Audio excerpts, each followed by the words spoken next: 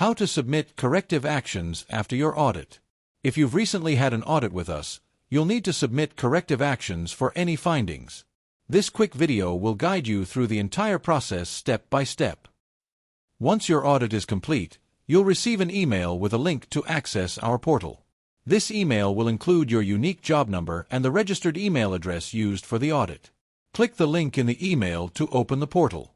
Here, you'll need to enter the provided job number and registered email address exactly as they appear in the email. Double-check for typos. These fields must match exactly. The name field, however, is flexible. You can enter name in your way. Once added, hit the search button to find your audit record. Now you'll see your audit report. Any nonconformities or findings that need corrective actions will be listed here. For each NC, click the action icon to submit your corrective action. This will open a form where you'll need to provide 3 key details: corrective action, root cause, and evidence of action taken. For attachment, the system allows single file only. If you have multiple uploads, you can merge them and then attach a single file. Once you've filled everything out, hit the Save button. This will save information for our team to review. And that's it.